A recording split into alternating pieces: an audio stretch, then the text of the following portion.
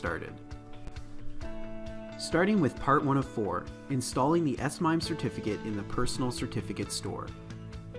After placing your certificate order, you will receive an email that contains a certificate pickup link where you can retrieve your certificate.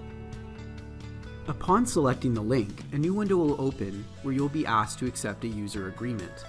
In order to accept the user agreement, you must provide a password. This is the password you set up when creating your certificate. Once you have provided the password, a certificate import wizard will open. Confirm the security prompt and select to set up the certificate for the current user. Next, you'll be asked to provide a password to import the certificate. This is the same password that you provided in the previous step when completing the user agreement. Also, here select to mark the key as exportable in case you need to export the certificate in the future. Now select Automatically select the certificate store based on the type of certificate, proceed, and complete the wizard by selecting Finish, and you have successfully imported the MIME certificate into the personal certificate store.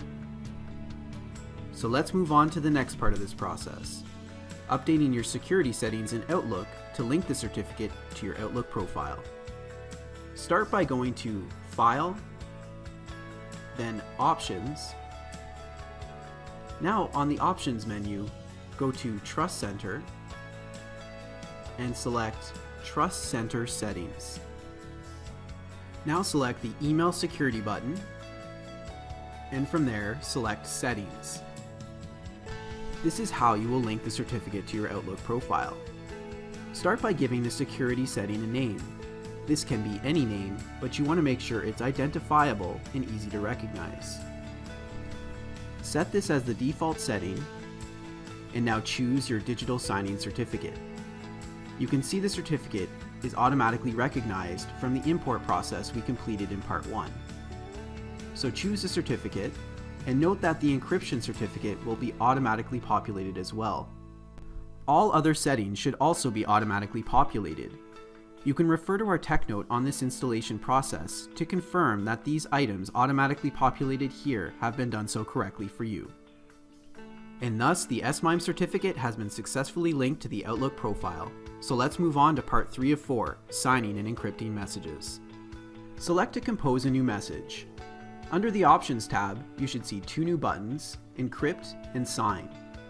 To digitally sign a message, all you have to do is select the Sign button and write an email to any person you wish.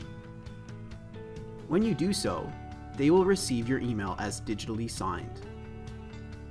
When you send someone a digitally signed email, you are also sending them a copy of your public key, so you may be prompted to allow this to proceed. Allow this process. In sending a digitally signed email, we have completed one part of the process to allow encrypted email to be exchanged. So let's move to part 4 of 4, storing a contact's MIME certificate, or specifically, their public key. This will allow us to exchange encrypted email with that user. So as I have already sent that user an email with a digitally signed certificate, and I've asked them to do the same for me, I've received their email here and see that it is digitally signed. I can click on this icon, view the certificate information, and I can make sure that it is correct and proper related to that identity. You will now want to add this contact to your secure Exchange environment by right-clicking on their name and selecting Add to Outlook Contacts and storing their profile.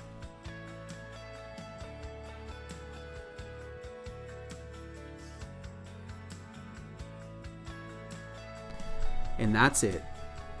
You have just imported your MIME certificate, linked it to your Outlook profile, and set up a secure email exchange with the user. Thanks for watching, and remember, Entrust Data Card is here to support you with all of your SSL